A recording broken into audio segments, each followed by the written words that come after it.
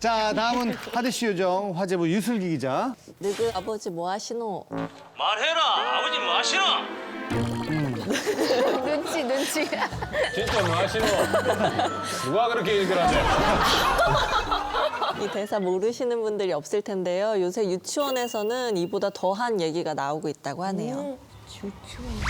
누구 아버지 뭐 하시노? 뭐 타시노? 아. 최근에 육아와 관련된 인터넷 커뮤니티에서 굉장히 화제가 됐던 사진 한 장이 있었는데요. 아버지의 차가 무엇인지 그 차의 종류에 대해서 쓰고 그 차의 번호와 뭐 크기 이런 것들을 적어오라라는 과제물을 내줬습니다. 아우, 진짜. 네, 거기다가 차 사진을 같이 첨부를 해서 이 아이들과 함께 이야기를 나누고 발표를 하는 시간을 갖겠다라고 해서 더 당혹스럽게 만들었습니다. 왜냐하면 일단 아이들 사이에서 뭐 크기나 종류에 따라서 서로 비교하거나 차별하는 일이 있을 수도 있을 뿐더러 또 두 번째로 만약에 아버지가 계시지 않는 가정의 아이나 집에 그러니까요. 예. 자동차가 없는 아이 같은 경우에는 원천적으로 이 숙제를 할 수가 없는 상황인 거예요. 그래서 이 학부형들 커뮤니티 사이에서는 이 유치원에서 너무 배려가 없는 숙제를 정말 교육적이지 않은 숙제를 그렇죠. 내줬다라고 이제 성토하는 목소리들이 올라오기도 했습니다.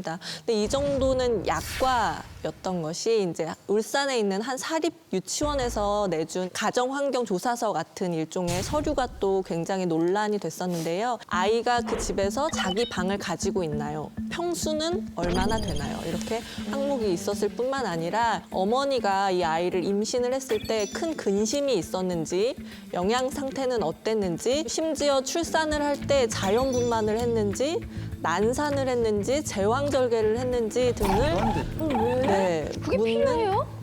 항목도 더해져 있었습니다. 여기다가 더해져서 아이를 낳은 다음에는 모유 수유를 했는지, 모유와 분유를 섞어서 먹였는지, 또 분유만 먹였는지를 적게끔 하기도 했고요. 심지어는 이제 양육을 할 때 어머니, 아버지가 했는지, 조부모가 했는지, 가정부가 했는지, 아니면 다른 뭐 유모나 돕는 손길이 있었는지에 대해서까지 적게끔 되어 있었습니다. 그리고 이 조사서의 마지막에는 아이를 지도하고 이해하는데 꼭 필요한 항목이니까 솔직하고 자세하게 써주시기를 바랍니다라는 문구가 써져 있어서 학부모들은 아니 어린이 방 평수를 아는 것이 얘를 지도하는데 뭐가 그렇게 중요하냐라는 의문을 품을 수밖에 없었다고 합니다.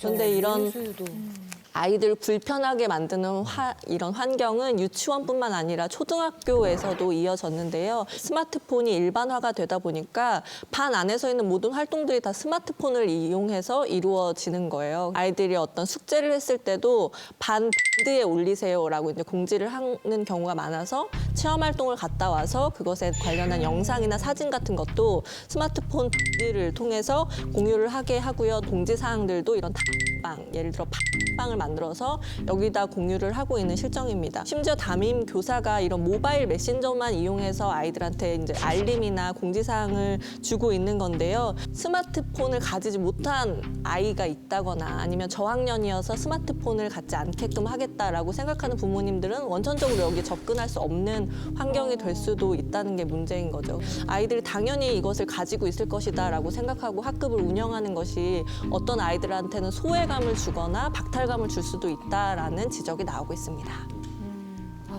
사실 뭐 저희 어렸을 때는 했었어요. 뭐 집에 텔레비전 있는 사람, 맞아요. 전화기 있는 사람. 피아노 있는 사람. 예. 그 당시 저 같은 성격은 뭐 별로 뭐 이런 걸 왜 이런 생각 안 하고 뭐 거짓말로 뭐도 있다 막 하다가 막 선생님한테 맞고 그랬거든요. 예. 근데 그렇지 않은 학생들은 굉장히 좀 이렇게 위축될 수도 있고 그래서 제가 알기로는 언제부턴가 그 가정 환경 조사 뭐 이런 거를 못 하게 돼 있지 않나요? 네, 맞아요. 2년 전부터 교육부에서 원칙적으로 이런 것들 학생의 신상을 알아보려고 하는 모든 노력들 금지하라라고 이제 공문이 내려왔는데 문제는 이제 사립 학교들은 이 규정이 적용이 되지 않는 거죠. 실제로 부산에 있는 한 사립 초등학교에서는요. 어느 유치원 출신인지를 적어라. 부모님의 학력이 어느 정도인지를 적어라라고 이제 아이들한테 요구를 해서 또 논란이 되기도 했었습니다. 중요한 건 아이들이 이제 그런 조사를 하는 과정에서라든지 서로 은연중에 애들끼리 다 알게 돼요. 그 가정 형편을 서로 막 차별하게 되고 그런 것들이 문제 아닌가요? 맞아요. 맞아요. 전교생이 다 같이 수학여행을 간다라고 하는데 요새는 아이들한테 어떤 선택권을 준다라는 명목으로 뭐 테마별로 반별로 수학여행을 따로 이렇게 짜주기도 합니다. 근데 이 수학여행이라는 게 그 안에서 차등을 줄 수도 있다라고 해서 굉장히 예민한 시기에 아이들한테 상처를 줄 수도 있다라는 이야기가 나오고 있습니다.